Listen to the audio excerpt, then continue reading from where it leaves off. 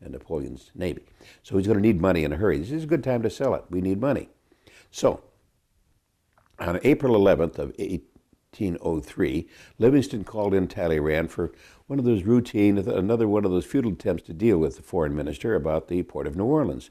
Talleyrand suddenly, he has a little desultory conversation, suddenly says, by the way, will the United States be interested in buying the whole Louisiana territory? Well, then he quoted the emperor as saying, by the way, I need a great deal of money in a hurry.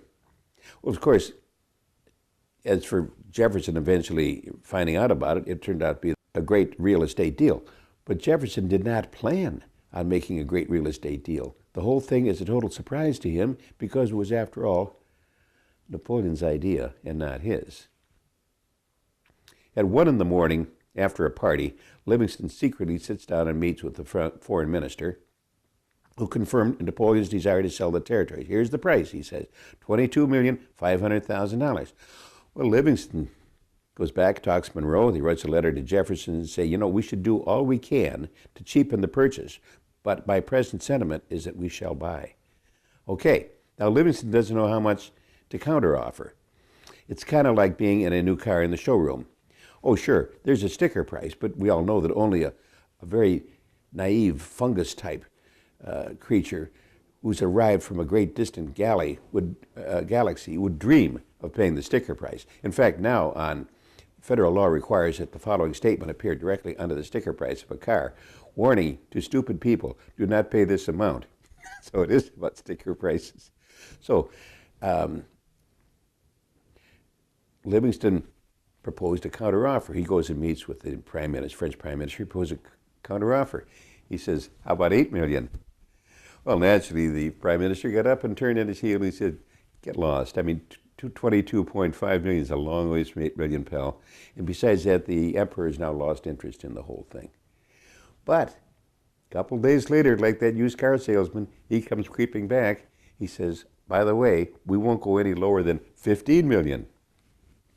Well, the Livingston and Monroe said, I'll tell you what, we counter with $12.5 million, and that's with a warranty, and it should have a CD player and a sunroof. French guy says, oh no, as far as we're going, $15 million, that's it, as far as we're going to go. So believe it or not, Livingston, with the aid of Monroe, sits down and signs the deal for $15 million. Now, what you have to know is that the United States Treasury didn't have $15 million. He didn't have anything. We just started collecting taxes. We had nothing in the Treasury. The United States did in 1803. In fact, we didn't have a Treasury. We did not have a Treasury building. When you pointed to the Treasury office, they said, well, it's way down the hall. There's a guy there with a coin changer around his belt and maybe a cash register. That's it. French said, don't worry. We happen to know a British bank who will loan you the $15 million, pay us in cash, they'll loan you the $15 million, you pay it back over 15 years on bond issues. So it worked. It seems ironic, doesn't it, that Napoleon got $50 million cash from the British bank so that he could wage war against Great Britain. Boy, how's that for loyalty? Now, neither Livingston nor Monroe had been given permission to buy all of the Louisiana territory, or to spend $15 million of the United States money, which the United States didn't have. But the mail took sometimes months or weeks, so there's no hope to request or receive approval from Washington. But the elated Livingston had just doubled the size of the United States of America. And Jefferson didn't even know about it till after the deal was signed. And Jefferson still has not asked for Congress for permission to do this anyway.